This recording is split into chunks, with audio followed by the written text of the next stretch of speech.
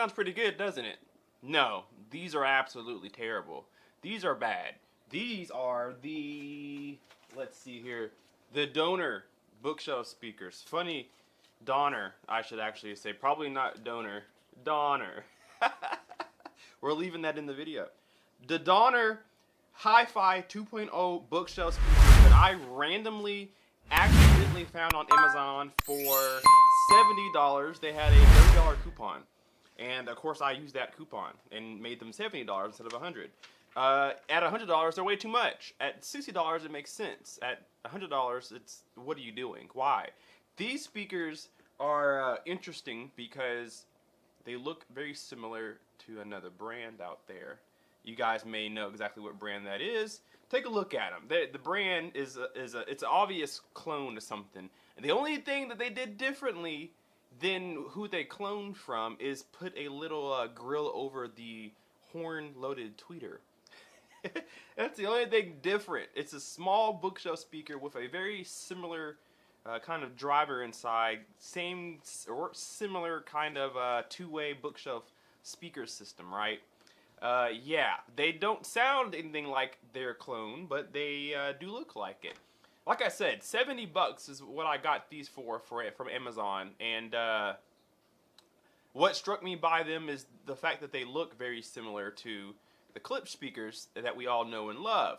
And I was wondering, if they look similar, do they sound similar? If it's a quacks like a duck, walks like a duck, is it a duck kind of situation, right?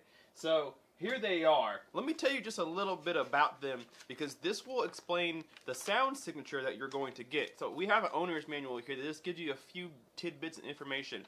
We have a 1-inch aluminum film tweeter. Then our woofer is a 4-inch high elastic rubber tweeter, or excuse me, woofer. And then it has a wall hanging hook, so you can actually hang these against the wall. I'll tell you why you don't want to do that at all, but you can. And then they have a two-way binding post, basically just a left and a right, or excuse me, positive and negative. It's not biampable or anything crazy like that. What is crazy is that you can use banana plugs at $70. Banana plugs is pretty good. I'm actually impressed by that. Its frequency response is 60 to 2000 hertz, and then its sensitivity is 86 decibels. We know that Klipsch is really known for their efficiency. Well, this clone here is not so good on that. And their maximum power is rated at 40 watts, so probably a 20 watt RMS speaker. And trust me, I can tell. Their crossover in here is at 3000 watts. So I want to kind of lean towards that crossover being so high. That means everything 3000 watts and lower is played from that mid-range speaker. And what that means is you're going to have a very boomy sound. I'm going to finish the song so you guys can hear that.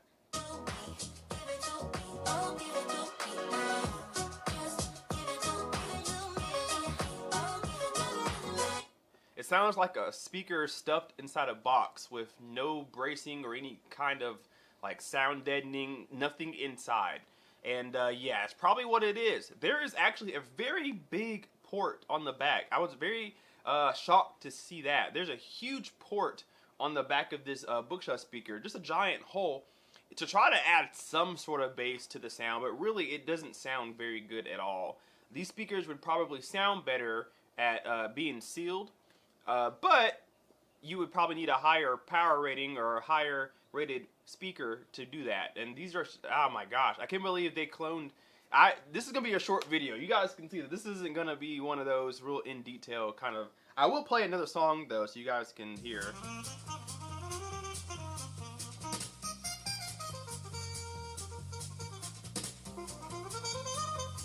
So you're going to be really shocked when I say this, but I'm actually going to keep these. I'm going to keep them on my desk. And the reason being is because I've actually cleaned house in here. I have sold almost all of my speakers, including both sets of bookshelf speakers I was using on my desk, my Fleewances and my Bowers & Wilkins. I sold everything.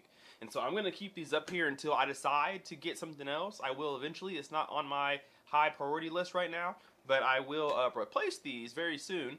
and we'll have a proper desk setup. I'm going to leave them here now because they'll do just fine as my computer monitor speakers, which is what I think you should buy these for. Don't buy them for critical listening or any kind of music loving. Don't buy them as surround sound speakers. Don't do anything with these speakers unless you're going to put them on your desk and play video games with them. That's really all that you can do with them. Now, that 40 watts max, 20 watts RMS, man, they're not lying, because we're at a moderate volume right now, and we're reaching maximum excursion very easily. And we're not, like I said, we're not loud at all. At all. I want to show you the port on the back, and then look at the port on the SVS Prime Elevations. It's a much thicker, well, actually, it's probably not much of a bigger bookshelf speaker in comparison to SVS. They're probably close to the same size. But look at the port on the back of the SVS versus this Klipsch clone, the Donner, jeez, the Donner speaker.